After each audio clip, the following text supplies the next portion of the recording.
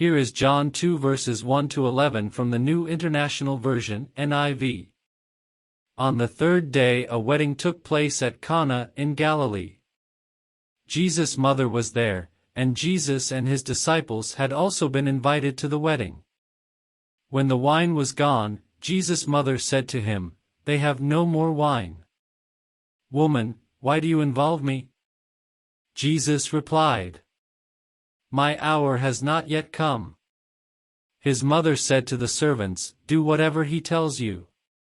Nearby stood 6 stone water jars, the kind used by the Jews for ceremonial washing, each holding from 20 to 30 gallons.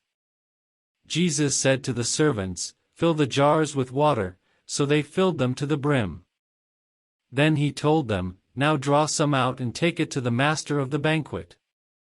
They did so, and the master of the banquet tasted the water that had been turned into wine. He did not realize where it had come from, though the servants who had drawn the water knew. Then he called the bridegroom aside and said, "Everyone brings out the choice wine first and then the cheaper wine after the guests have had too much to drink, but you have saved the best till now."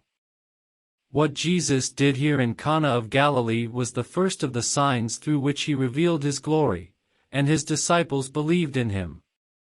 Now, let's expound on this passage. John 2 verses 1 to 11 describes an event known as the wedding at Cana, which was one of the early miracles performed by Jesus.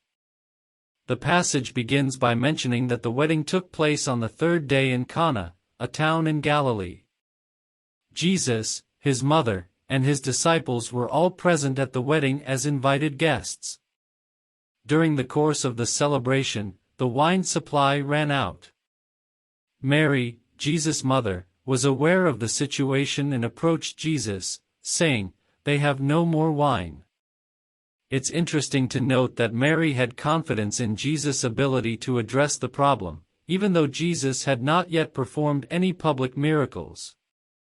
Jesus initially responds to his mother by saying, "Woman, why do you involve me? My hour has not yet come." This statement may seem somewhat curt, but it suggests that Jesus was aware of his divine purpose and the timing of his miracles.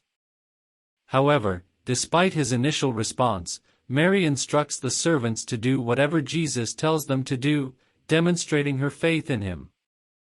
Jesus then instructs the servants to fill 6 stone water jars with water. These jars were used for ceremonial washing, each holding a significant amount of water. The servants obediently fill the jars to the brim, and Jesus tells them to draw some out and take it to the master of the banquet. When the master of the banquet tastes the water that had been transformed into wine, he is impressed and calls the bridegroom aside.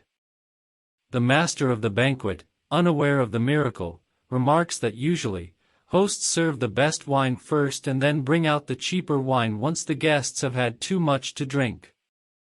However, in this case, the best wine had been saved until the end of the celebration. This miracle at the wedding at Cana is significant for several reasons. Firstly, it reveals Jesus' divine power to perform miracles.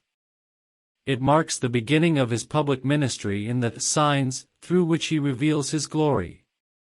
This miracle also symbolizes the abundance and joy that Jesus brings.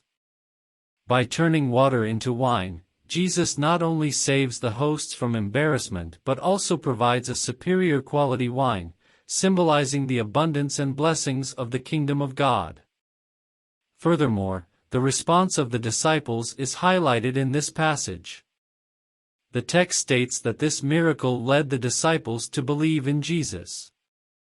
It deepened their faith and reinforced their commitment to follow him. Overall, this passage showcases Jesus' compassion, his willingness to respond to the needs of others, and his divine authority. It sets the stage for his future ministry, where he would perform numerous miracles, teach profound truths, and ultimately offer salvation to all who believe in him.